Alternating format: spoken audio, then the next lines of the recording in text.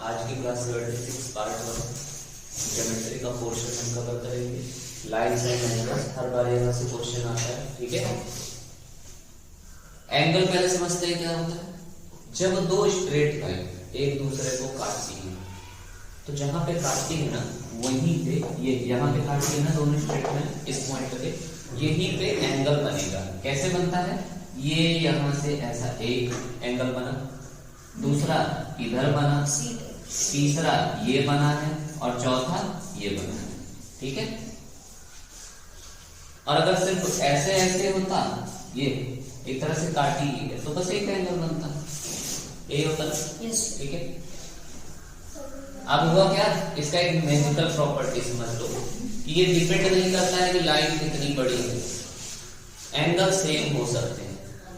Angle depend करता है कि दो लाइनें एक दूसरे के ऊपर ऐसे गिरी हुई थी, एक उठना शुरू की घड़ी की तरह, घड़ी नहीं उठती है, एक सुई एक दूसरे से ऐसा उठना शुरू हुई, तो जितना ऊपर तक उठती है उसको डिग्री में नापते हैं, ठीक है। इसका एक वो है नापने का।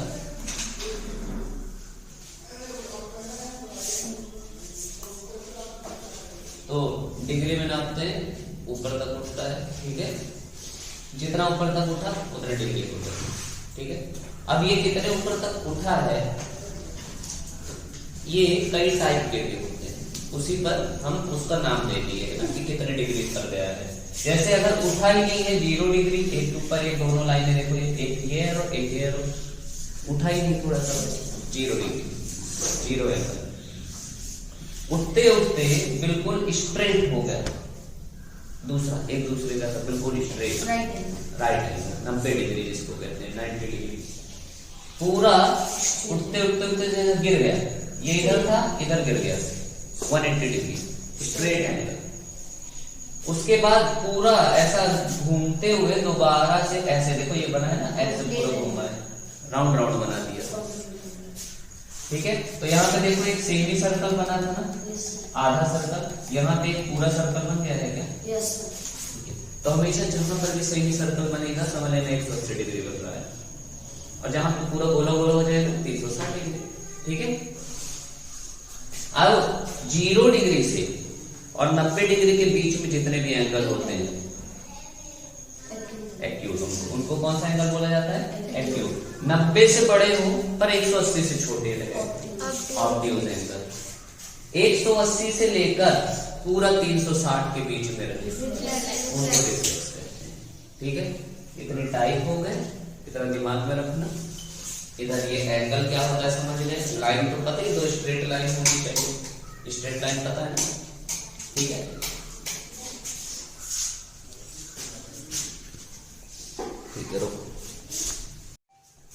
ठीक है, दो स्ट्रेट लाइनें जब एक दूसरे को काटती हैं और एक एक्स बनाती है, बिल्कुल सीधा सीधा एक्स होना चाहिए, ठीक है, एकदम एक्स बना है, चाहे जैसे छोटा एक्स बने चाहे ऐसा तिरछा एक्स बने, कहीं पर भी एक्स बनना चाहिए बस, ठीक है।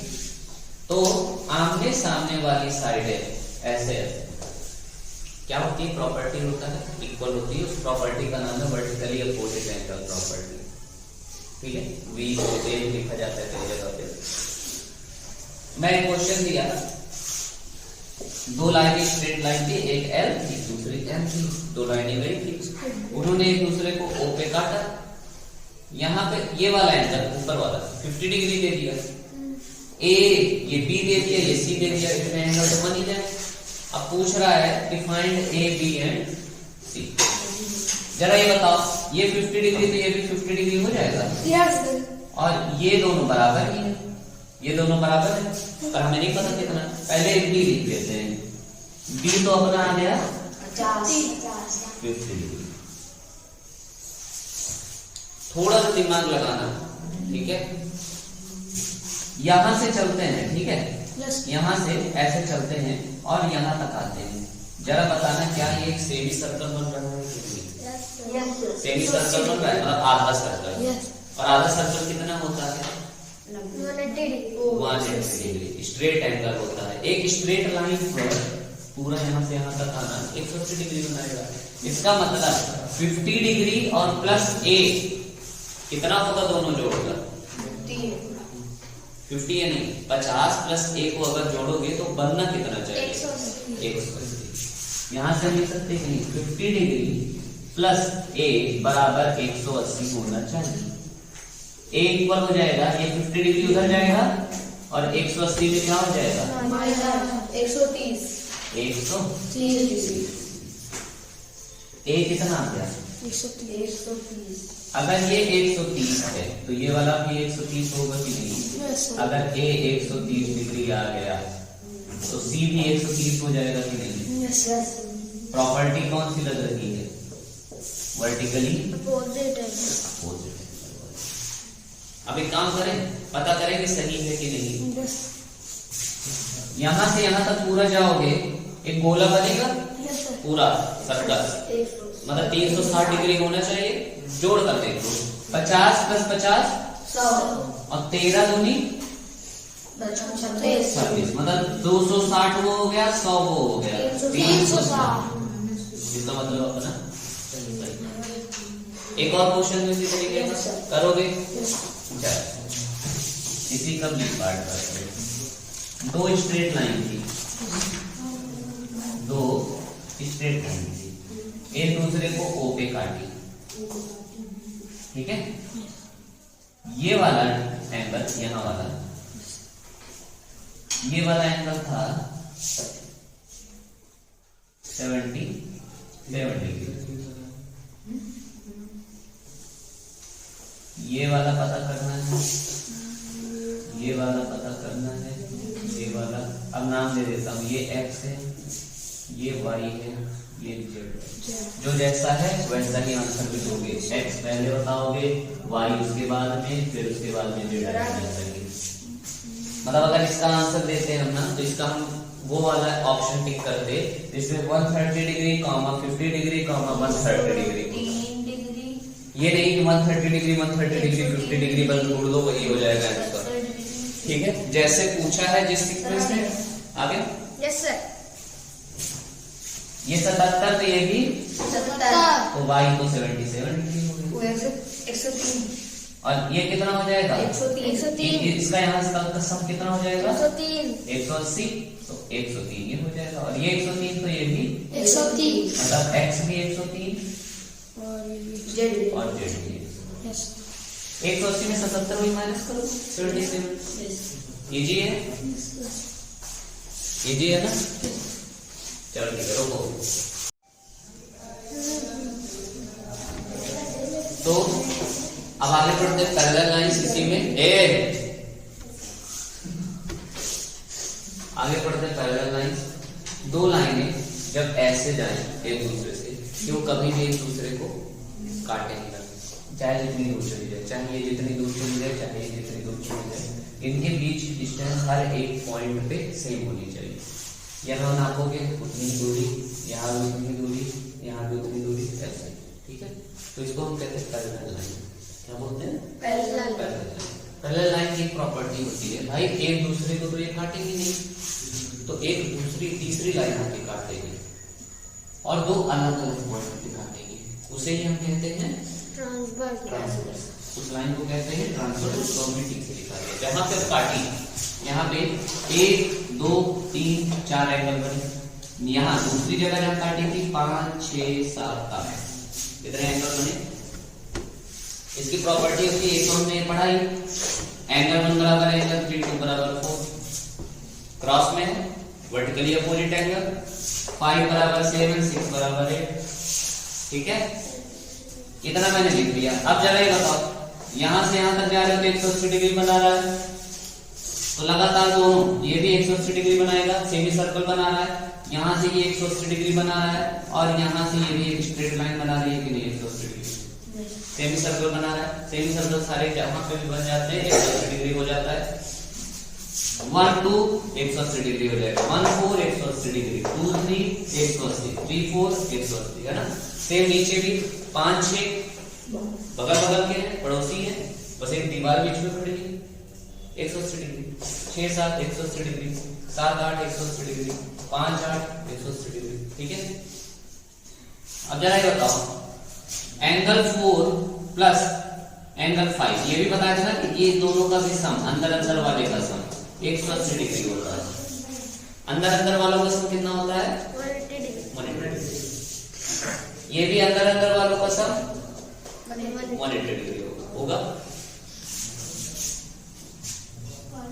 Angle 4 plus angle 5 180 degree. क्या हो रहा है? इधर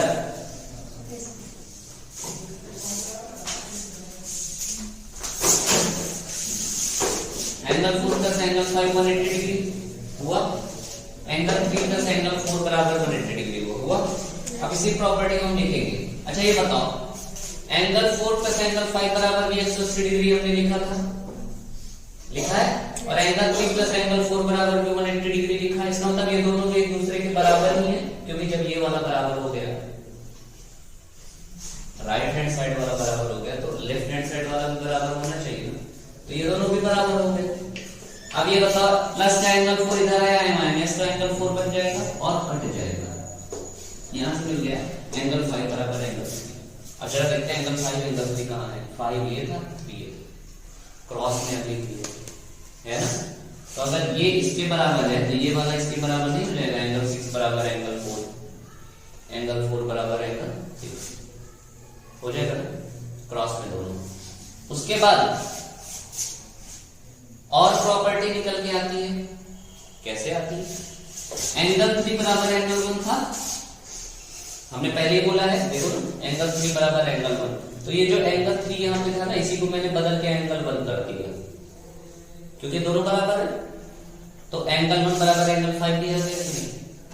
अब देखेंगे 1 तो 5 ये रहा, एक ये ऊपर का और एक ये ऊपर का, पर अंदर में है ना, एक बाहर की तरफ चला जा रहा है, एक अंदर की तरफ, पर ऊपर ही है दोनों, लाइन के ऊपर साइड में। ये बराबर ये, तो 6 बराबर 2 होगा कि नहीं? Angle 6 equal angle 2। कहां लिखा? सेम नीचे का हो जाएगा कि नहीं? एक नीचे का 4 बराबर एंगल 8, एंगल 3 बराबर एंगल 7। समझ में आया? अच्छे से आया? इसी पे कोशिश करते हैं। मान लो 2 लाइन में दिया हूं, ये देखो लाइन, और मैं बोल रहा हूं ये दोनों लाइनें L और M पैरेलल है। L और M क्या है? एक दूसरे से पैरेलल। एक ट्रांसवर्सल T काट रहा है, 2 अलग अलग पॉइंट पे काटा। मैं एक एंगल कहीं पर भी दे रहा हूं, बाकी निकाल रहा हूं। ये वाला मैं दे दिया 60 डिग्री, ये वाला क्या दे दिया 60 डिग्री। अब सबका नाम दे देता हूं, X Y Z A B C D। अब तुम्हें ऐसे बताना है इस सीक्वेंस में A B C D X Y Z। इस सीक्वेंस में जो रहेगा वही पहले तो निकालो, उसके बाद ठीक है। एक करके दिखा रहा हूं, देखते जाओ कैसे कितना फास्ट करता हूं। ये 60 है तो ये भी 60 होगा। C बराबर तो 60 मिल गया, मिल गया। अच्छा ये बताओ, ये 60 है, ये 60 है, तो क्रॉस में ये Z भी 60 होगा क्या? होगा कि नहीं? ये 60 है तो Z भी कितना हो गया? 60। ये देखो ना क्रॉस वाला, इधर वाला। अच्छा ये बताओ, ये ऊपर का 60 है तो ये भी ऊपर का 60 होगा कि नहीं? लाइन के ऊपर वाला X भी कितना हो गया? 60। वो तो यहीं से निकल गया था, ये 60 हो गया तो ये 60 हो गया, हो गया। यहां से यहां तक कितना डिग्री बना रहा है? 180। तो ये कितना हो जाएगा? 20। 120। हाँ, B 120। अगर B 120 तो D भी 120। B 120 तो Y भी 120। B 120 तो A भी 120। बन गया सीक्वेंस। क्या लिखोगे? कौन सा वाला ढूंढोगे? 120 degree comma 120 degree comma 60 degree 120 degree 60 120 60। ये वाला जिस ऑप्शन में होगा किसी सीक्वेंस में, वही वाला टिक बताओ, ठीक है। अब एक और देता हूं, इधर वाला इरेज कर रहा हूं, ठीक है। पट्टा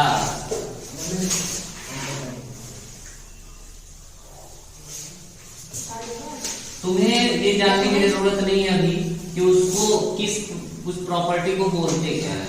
अभी सिर्फ क्वेश्चन करने पे फोकस करो, ठीक है। टाइम बहुत कम है, सिर्फ क्वेश्चन करने पे फोकस करो कि कैसे होगा। चलो यहाँ से अगर ये 115 तो ये क्रॉस में 115 बी भी 115 हो गया। चलो मिल गया बी 115।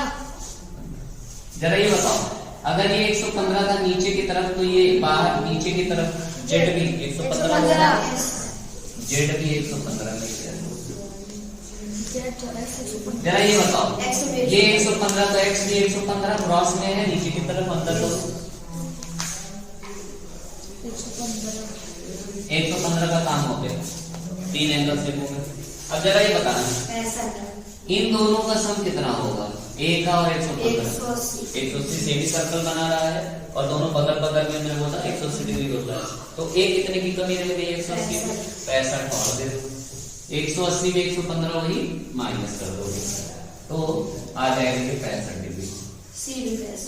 ए तो सी भी 65, सी भी 65 और सी अगर 65 हो जाएगा तो डी भी 65। डी तो है ही नहीं, डी भी है ही नहीं। चलो डी से लास्ट में लिख देता हूँ, डी 65 और उसके बाद ये वाई भी 65। बस कुछ नहीं बचा। अब क्या लिखोगे, आंसर क्या होगा, 65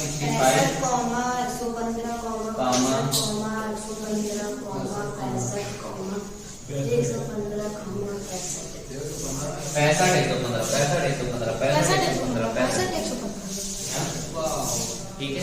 इस सीक्वेंस में जो होगा वही बनाएगा। ये नहीं कि बस तुम देखो क्या 3 115 होना चाहिए, 3 का 65 होना चाहिए, हो जाएगा वही आंसर। 3 3 6 7 होना चाहिए, ठीक है। अब पार्ट में इतना अच्छे से पढ़ो समझो। अब इससे बड़े लेवल पे कल क्वेश्चन करेंगे थोड़ा सा, ठीक है। उसके बाद समझेंगे कैसे कैसे क्वेश्चन आते हैं।